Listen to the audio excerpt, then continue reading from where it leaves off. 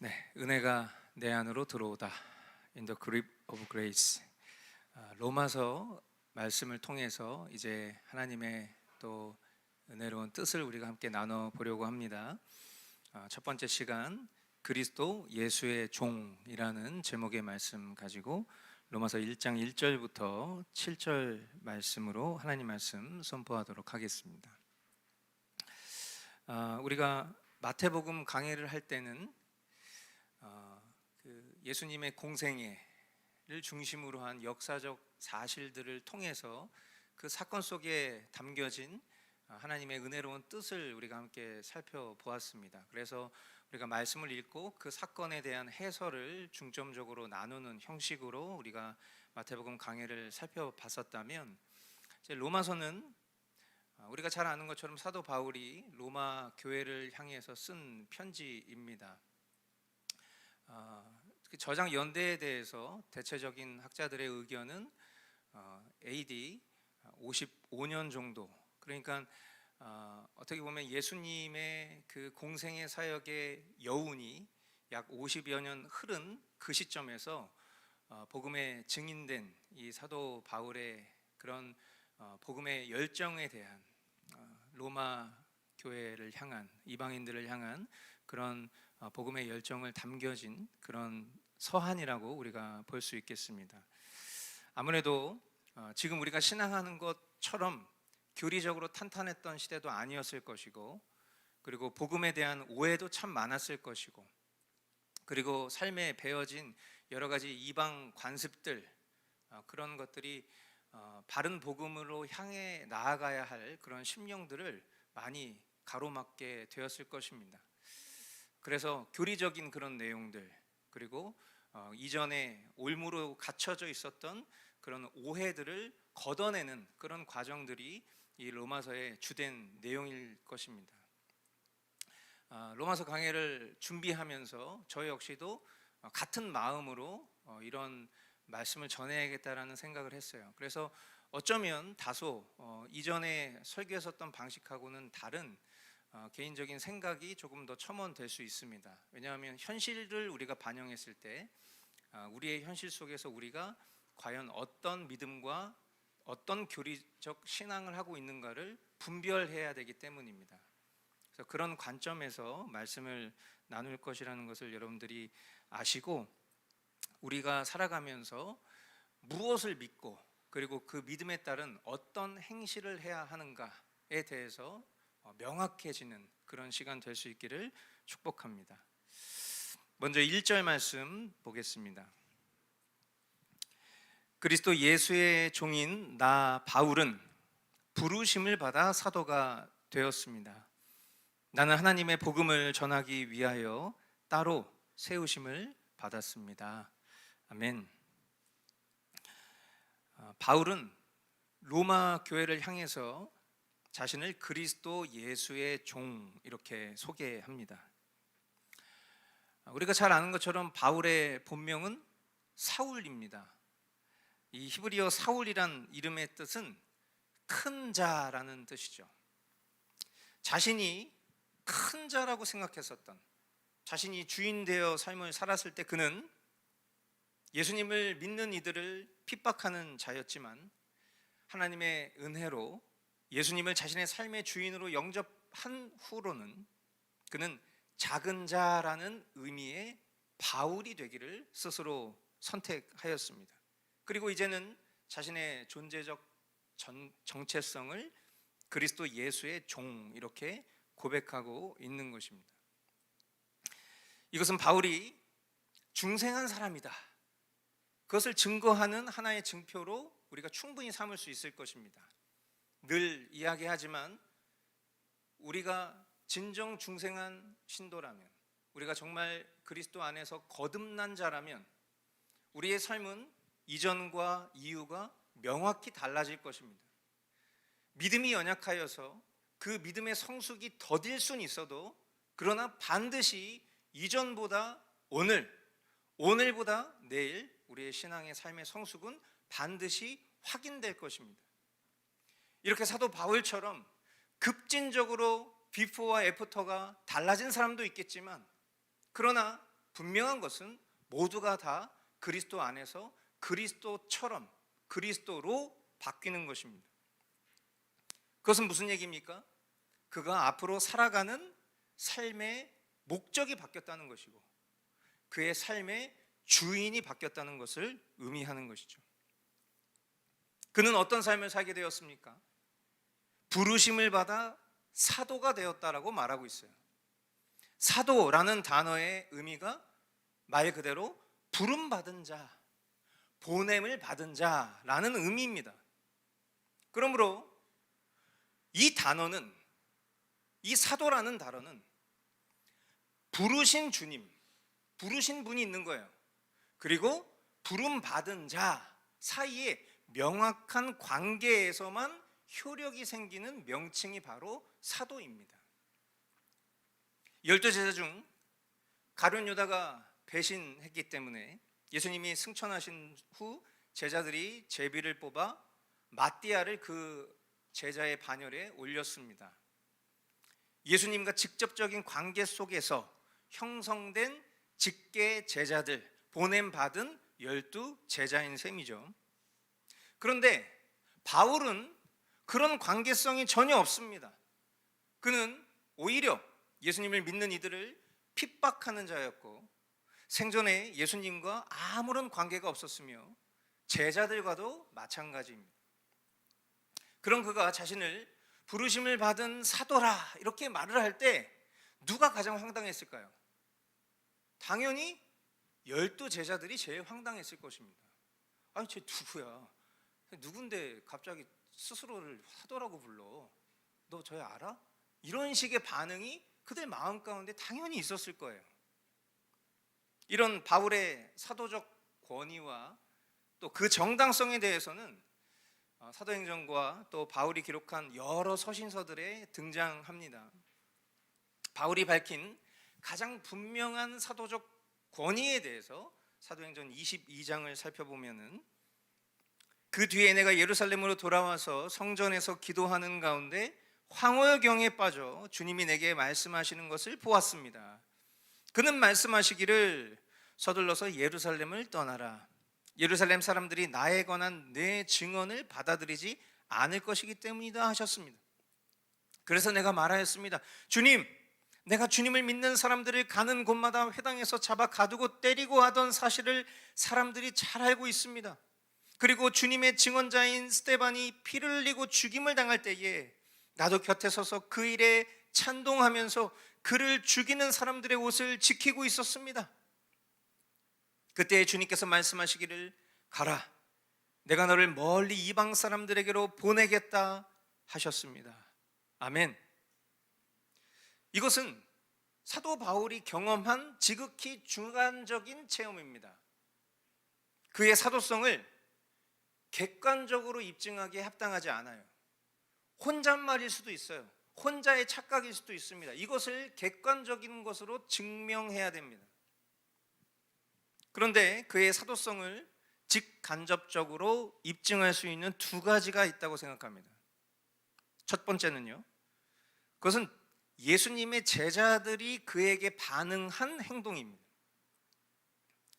스스로 사도라 자칭한 바울에 대해서 가장 황당했을 사람들, 제자들, 당연히 의구심을 가졌을 것입니다.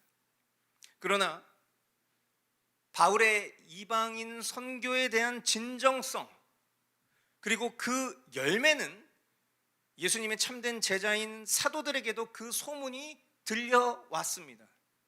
그것은 바울이 갈라디아서 2장에 기록한 대로 베드로와 야고보, 요한을 만나 인정받은 것을 통해 입증이 됩니다. 갈라디아서 2장 9절로 10절, 그래서 기둥으로 인정받는 야고보와 게바와 요한은 하나님이 나에게 주신 은혜를 인정하고 나와 바나바에게 오른손을 내밀어서 친교의 약수를 하였습니다. 그렇게 하여 우리는 이방 사람에게로 가고 그들은 할례 받은 사람에게로 가기로 하였습니다. 다만 그들이 우리에게 바란 것은 가난한 사람을 기억해 달라고 한 것인데 그것은 바로 내가 마음을 다하여 해오던 일이었습니다. 아멘. 인정할 수 없는 사람이었다면, 같은 사도로서의 권위를 인정할 수 없는 사람이었다면 이런 기록도 존재하지 않았을 것입니다. 그러나 예수님의 수제자인 야고보와 베드로, 요한이 친히 악수를 건네며 하나님의 은혜로운 그 사역을 인정하는 것, 그리고 우리는 이제 유대인들을 향해서 복음을 전할 테니 사도 바울, 당신은 예수님의 부르신 그 뜻대로 이방인들에게 복음을 잘 전해주시오, 그리고 어려운 사람들을 잊지 말아 주시오 라는 이런 장면들을 통해서 사도 바울의 사도로서의 그 권위를 우리가 인정할 수 있겠죠. 그리고 두 번째는 무엇입니까? 가장 확실한 사도성의 입증은 그가 한 사역에 대한 열매로 확인할 수 있겠습니다. 그는 자신의 사명에 대하여 표현하기를 나는 하나님의 복음을 전하기 위하여 따로 세우심을 받았습니다 라고 말했어요. 그 따로 부르심을 받았다라고 하는 그 다른 부르심이 뭡니까? 바로 이방인들에게 복음을 전하기 위함이다. 여러 차례 명시가 되어 있죠. 그리고 우리는 신약 성경의 절반 이상을 차지하는 사도 바울의 이방인들에 대한 선교 기록을 정경으로 인정하고 보고 있습니다. 그가 만일 자신의 명예나 사사로운 이익을 위해서 행한 위장 사기극이었다면 우리는 성경을 통해 그가 행한 그리스도의 복음을 전하는 일을 보지 못했을 것입니다. 하나님은 그것을 성경에 두시지 않았을 것입니다. 그러나 그것을 우리는 정경으로 인정하고 지금 신약 성경으로 보고 있습니다. 그리고 더 나아가 어쩌면 이방인인 우리에게 이 소중한 복음이 전달되지 않았을 수도 있겠죠. 제가 오늘 이 로마서 강해를 시작하면서 어쩌면 서론격인 이 내용, 특별히 이 사도성에 대한 내용들을 조금 다소 길게 전달하는 이유는 한 가지 이유 때문입니다. 서두에도 말씀드린 것처럼 로마서는 우리 기독교 신앙에 있어서, 특별히 복음에 있어서 그 교리와 그리고 그 내용에 있어서 우리에게 매우 유익하고 아주 중요한 그런 성경입니다. 이 사도성에 대해서 왜 이렇게 강조를 하느냐? 오늘날 신사도운동, 이 신사도운동이 왜 위험한지 설명하기 위함 때문입니다. 이런 계기를 통해서, 이런 설교의 시간들을 통해서 이런 내용들을 함께 다루기 위함인 것이죠. 여러분, 신사도운동이 본격적으로 발현된 것이 언제부터인지 아십니까? 1990년 후반부터입니다. 얼마 안 됐습니다.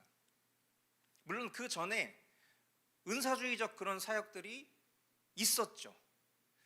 그러니까 과거의 어떤 경건주의의 어떤 그런 기점에서 많은 이들이 경건한 신앙, 말씀과 기도의 그런 자신의 어떤 경건을 중요시 여기는 그런 사조로부터 기도의 열정이 다소 쇠약해져가는 그런 시대에 은사주의가 창궐하였고, 그리고 은사주의의 끝자락에 그 결정체로 등장했다라고 말해도 과언이 아닌 것이 바로 이 신사도 운동입니다. 대표적인 인물, 이런 인물들 여러분 알아두셔야 됩니다. 왜냐하면 이런 인물들이 여전히 살아있고, 그리고 이런 사람들의 집회가 한국에서도 열립니다. 피터 와그너, 릭 조이너, 빌 존슨. 빌 존슨은 누구냐면 우리가 많이 부르는 찬양, 미국의 아주 트렌드를 이끌어 나가고 있는 베델 교회의 담임 목사입니다. 채안, 이 사람은 제가 직접 만나본 사람이에요. 제가 과거에 신사도 운동할 때. 마이크 비클은 누굽니까? 24시간 기도의 집, 아이합, 미국 그 단체를 이끌고 있는 사람이죠. 쪼리 신고 반바지 입고 주머니에 손 넣고 껌 씹으면서 설교하는 사람입니다. 타드 벤틀리, 신디 제이콥스, 하이디 베이커. 신디 제이콥스는 작년에도 한국에 왔습니다. 이런 사람들이 자신이 직통 계시를 받은 오늘날의 신사도라고 주장하는 사람들입니다. 그렇다면 여러분, 비판적 사고가 되게 중요해요. 그냥 그런 거구나. 목사님 그렇게 얘기하니까 그런 거구나. 아니에요. 그렇게 생각하시면 절대 안 돼요.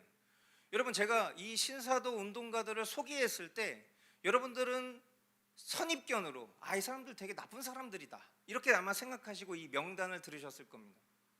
그런데 생각해 보세요. 자신이 하나님께로부터 직통 계시를 받은 사람이라고 지금 말하고 있는 거예요. 그러면 어쩌면 사도 바울이 스스로 사도라 주장하는 것이랑 같은 거잖아요. 그렇지 않습니까? 사도 바울이 자신을 그리스도 예수의 종, 부름받은 사도라고 일컬었을 때 제자들이 얼마나 황당했겠어요. 그런데 지금 이 사람들도 오늘날 하나님께로부터 직통 계시를 받는, 뭐 사탄에게 직통 계시를 받는 게 아니라 하나님께로부터 직통 계시를 받는다라고 말하는 사람들이니까 사도 바울하고 같은 거잖아요. 근데 왜 이게 문제가 될까요? 이게 문제가 된다고 생각하지 않는 사람들은 이 사람들을 사도적으로 바라봅니다. 그래서 이 사람들의 집회에 가면 이 사람들에게 기도받으려고 줄 서 있습니다. 문제가 전혀 안 된다고 생각하기 때문이에요. 그런데 왜 우리는 신사도 운동이 위험하다고 얘기합니까? 왜? 그 이유를 알아야 돼요. 그냥 나쁜 게 아니에요. 왜 나쁘냐는 거예요. 왜 나쁘냐? 가장 첫 번째로 이것은 성경의 권위를 훼손하는 것이기 때문입니다. 성경의 권위를 훼손하는 거예요. 자, 바울이 자신의 사도성을 증명하는 과정들, 그리고 오늘날 신사도 운동가들이 자신 역시도 주님께로부터 직접적인 계시를 받았다라고 동일하게 주장하는 것, 이것은 어떻게 보면 같은 선상에 놓여져 있는 것 같지만 그렇지 않습니다. 이것을 설명하기 위해서 우리가 믿는 신앙에 대해서 먼저 알아야 돼요. 자, 개혁신앙, 우리는 개혁신앙을 하는 개혁신앙가들이죠. 개혁신앙은 뭘 믿는 것입니까? 성경을 믿는 겁니다. 아유, 성경 안 믿는 기독교인이 어디 있어요? 아니요. 관념으로는 성경을 믿는다 생각하지만 실제로 성경을 보지도 않고 성경을 제멋대로 해석하면서 그런 성경을 믿는다라고 말하는 것은 우리가 믿는 성경을 믿는 것과는 분명 다릅니다. 여러분, 성경이 특별 계시라는 것을 우리는 믿습니다. 특별 계시라는 게 뭡니까? 말 그대로 구원을 베풀어 주시기 위한 하나님의 그 완전한 뜻이 성경에 담겨 있다는 것을 믿는 것입니다. 일반 계시는 무엇입니까? 하나님께서 창조하신 모든 피조물이 일반 계시죠. 우리는 자연을 통해서 우리를 창조하신 하나님을 알 수 있습니다. 그러나 그것을 통해서 구원을 받을 수는 없습니다. 구원을 받을 수 있는 유일한 길은 오직 성경에 담겨 있어요. 그래서 성경이 특별 계시라고 말하는 겁니다. 어떤 직접적인 하나님의 음성을 들었다라고 말하는 것을 특별하다고 여기는 것은 잘못된 것이다. 우리는 오랫동안 그것을 교리적으로 배웠어요. 우리는 특별 계시인 성경이 계시로서의 완성을 이루었다는 것을 믿습니다. 그래서 정경 이 66권에 그 어떤 것도 더하거나 뺄 수 없다는 것을 우리는 인정하는 것입니다. 그리고 성경은 하나님의 말씀에 무언가를 더하거나 빼는 것, 그것은 저주받을 일이다. 여러 군데 기록하고 있어요. 경고하고 있습니다. 자, 그렇다면 성경이 계시의 완성이라는 것을 믿는 것이 개혁신앙입니다. 그런데 만일 신사도 운동가들의 직통 계시를 인정하면 그들이 주장하는 계시가 성경의 권위보다 더 우월하게 여겨지거나 또는 그것이 성경의 계시와 충돌된다면 그것은 저주받을 일이지 하나님의 역사의 다른 형태가 아닙니다.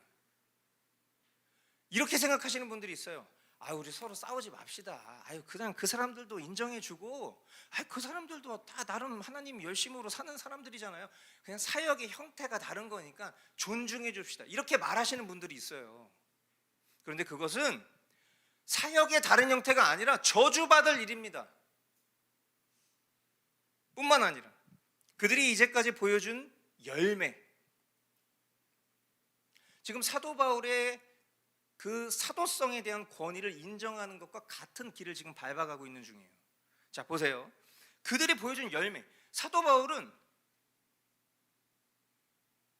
그가 보여준 사역의 열매를 통해서 그가 진정 사도로서의 권위를 주님께로부터 부여받은 사람이 맞구나라는 것을 확인했습니다.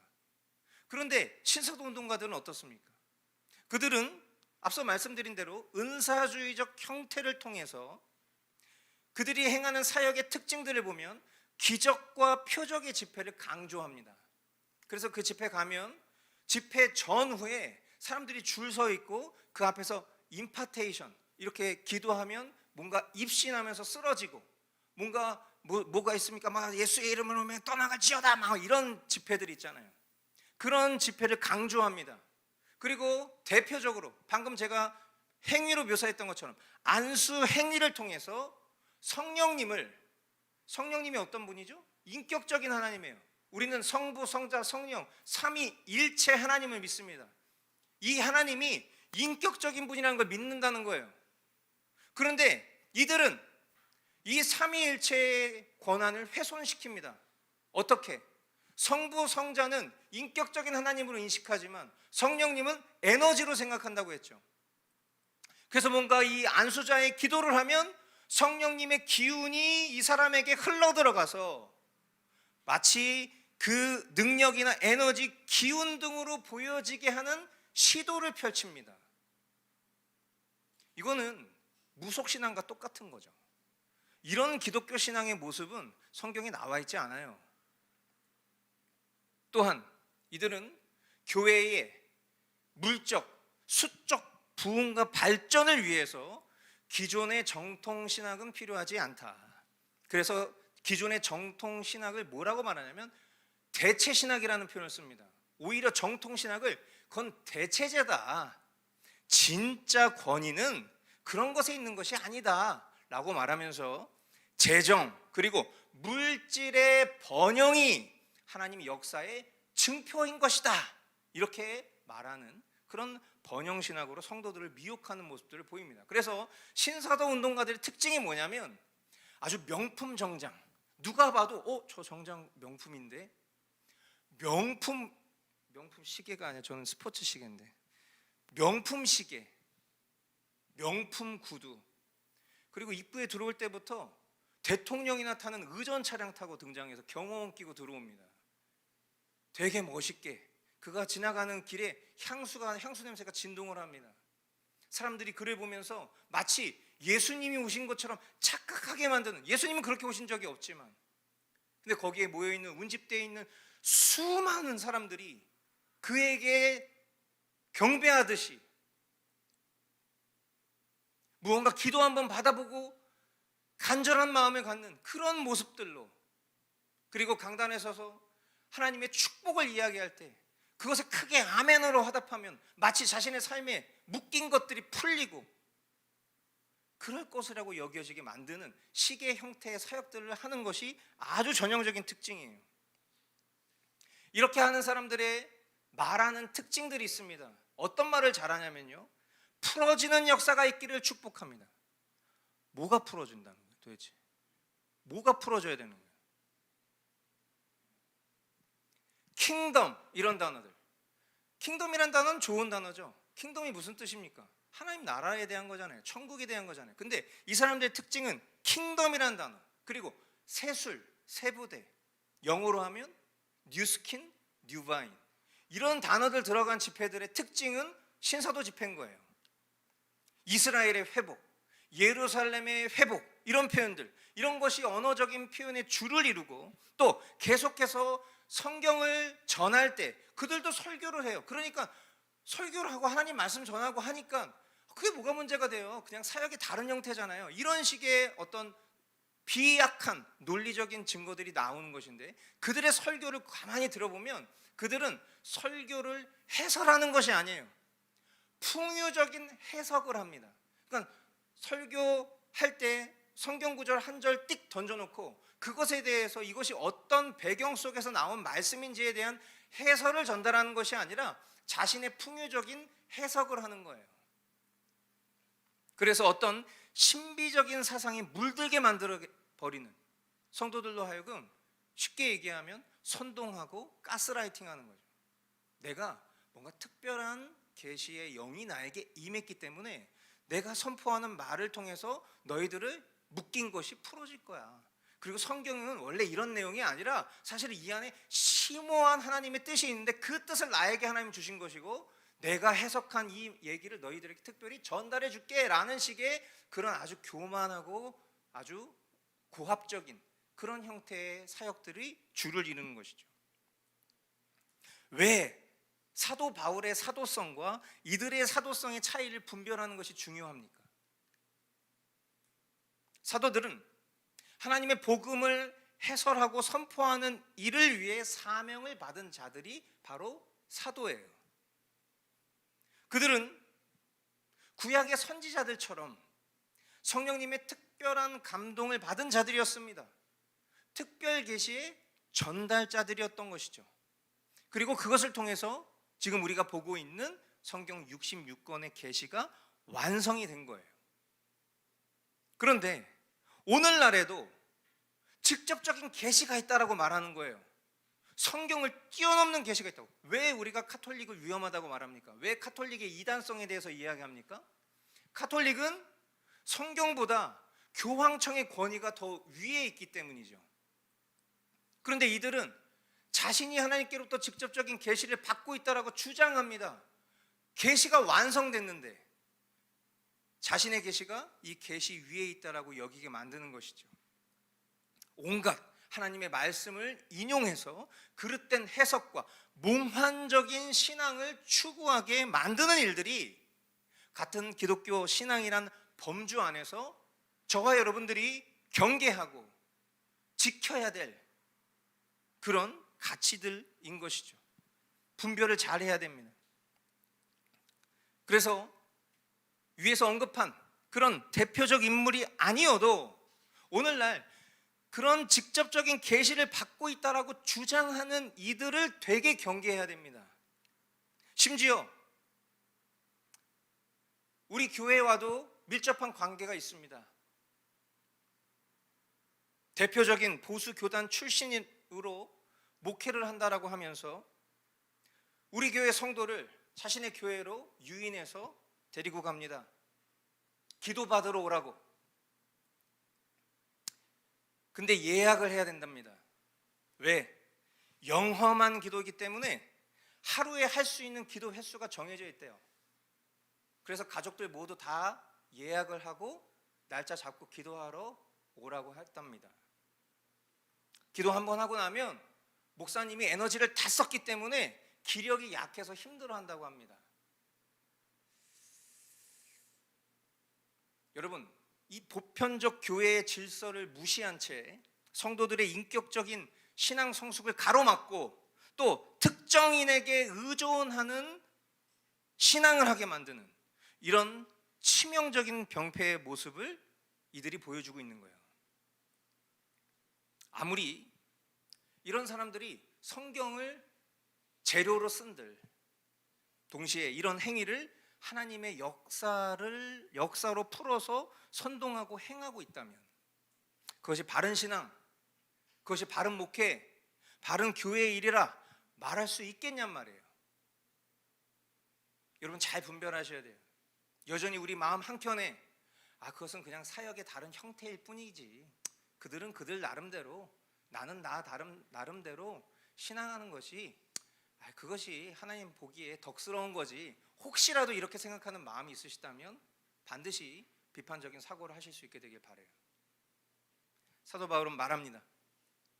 2절로 4절, 이 복음은 하나님께서 예언자들을 통하여 성경에 미리 약속하신 것으로 그의 아들을 두고 하신 말씀입니다. 이 아들은 육신으로는 다윗의 후손으로 태어나셨으며 성령으로는 죽은 사람들 가운데서 부활하심으로 나타내신 권능으로 하나님의 아들로 확정되신 분이십니다. 그는 곧 우리 주 예수 그리스도이십니다. 아멘. 여러분, 어떤 사역이 건강한 것인가? 바른 복음 사역이 무엇인가? 심플하고 단순한 것 같지만 여기에 진리가 다 나와 있어요. 복음 사역은 뭡니까? 구약 성경에 미리 약속된 하나님의 아들 예수 그리스도를 전하는 사역입니다. 다시 한번, 어떤 것이 건강한 복음 사역이냐? 구약 성경에 미리 약속된 하나님의 아들 예수 그리스도를 전하는 사역이다. 사람마다 복음의 정의를 조금 다르게 할 수 있겠고 또 사역의 형태를 다르게 할 수 있다고 해서 여러분 기억하십시오. 그 모든 것이 다 합당하고 바르며 성경적이라고 봐서는 안 돼요. 우리가 다른 것을 존중할 수 있어요. 그런데 사실 기독교 신앙인에게 있어서 이런 표현들은 적절하지 않은 표현이에요. 우리가 이런 말 되게 많이 하잖아요. 우리 서로의 다름을 존중해 줍시다, 이런 거. 그건 기독교 신앙적인 표현이 아니에요. 우리는 서로의 다름을 진리 안에서 하나로 이루어야 됩니다. 각자가 주장하는 것을 다 존중해 주면 그것은 기독교 신앙이 될 수가 없어요. 믿고 싶은 대로, 신앙하고 싶은 행위대로, 자신의 뜻대로 신앙생활을 하는 것을 우리가 어찌 신앙생활이라고 말할 수 있겠습니까? 서로 다 다른 생각과 이념을 가지고 있지만 결국 진리 안에서 그것을 깎아버리고 그것을 다듬고 그 앞에서 굴복하는 것, 그것이 기독교 신앙인 것입니다. 복음의 정의가 다르다고, 사역의 형태가 다르다고 그것을 다 성경적이라고 생각해서는 안 되는 거예요. 사도 바울은 당대 이단 사조들 또 이방 종교의 그런 어떤 지배적인 흐름 속에서 어쩌면 사람들에게 다소 흥미가 떨어지는 사역을 시작한 겁니다. 왜? 그가 전하는 복음 사역은 예수가 그리스도라는 것을 선포하는 사역이었으니까요. 그때 당대의 이단 종교들, 그런 어떤 의식적인 흐름들은 온통 잡다한 것들, 신비한 것들, 철학적인 것들, 이런 것들이 대세였던 시대거든요. 근데 거기서 굉장히 단조롭게 예수가 그리스도라는 것을 선언하는 그 일이 얼마나 무료하게 보였겠습니까? 사도행전에 등장하는 마술사 시몬 기억하시죠? 마술사 시몬은 성령의 능력을 돈 주고 사고 싶어 했어요. 그게 뭡니까? 뭔가 그런 기이한 일이 벌어지면 사람들에게 탄성을 자아내는 어떤 기적 현상, 마술적 사역을 하거나 그런 것이 뭔가 돈 된다고 생각하는 거예요. 그런 것이 내 명성을 높인다고 생각하니까. 그리스인들은 어떻습니까? 철학사상으로 자기들끼리 삼삼오오 모여서 그냥 궤변론을 늘어놓으면서 탄성을 자아내는, 야, 저 사람 똑똑하다, 저 사람이 저런 논리 구조가 너무 멋있다, 야, 저 사람은 어떤 저런 표현을 저렇게 시적으로 할 수 있지? 뭔가 이런 그런 거에 지배받고 있는 역사적인 상황이었다고요. 그런데 그 상황 속에서 그는 그리스도를 전하는 복음의 말씀을 선포하는 단조로운 사역의 형태를 통해서 그 복음의 감화 감동을 누구에게 의탁한 겁니까? 그 각 사람 가운데 계시는 성령님께 의탁하는 거예요. 자신이 하는 것은 그 복음을 전달할 뿐인 것입니다. 그 복음의 감화 감동을 일으키시는 그 성령님께서 그 복음을 들은 자들이 어떤 반응이 일어납니까? 자신의 죄를 회개하게 되죠. 그리고 나의 이 죄의 문제를 해결하실 수 있는 유일한 분은 예수 그리스도 한 분뿐이시구나, 그것을 믿게 하시는 일, 거기에 자신의 삶을 투신한 것입니다. 5절로 7절, 우리는 그를 통하여 은혜를 입어 사도의 직분을 받았습니다. 그것은 우리가 그 이름을 전하여 모든 민족이 믿고 순종하게 하려는 것입니다. 여러분도 그들 가운데 들어있어서 예수 그리스도의 부르심을 받은 사람이 되었습니다. 나는 로마에 있는 모든 신도에게 이 편지를 씁니다. 하나님께서 여러분을 사랑하셔서 그의 거룩한 백성으로 부르셨습니다. 하나님 우리 아버지와 주 예수 그리스도께서 내려주시는 은혜와 평화가 여러분에게 있기를 빕니다. 아멘.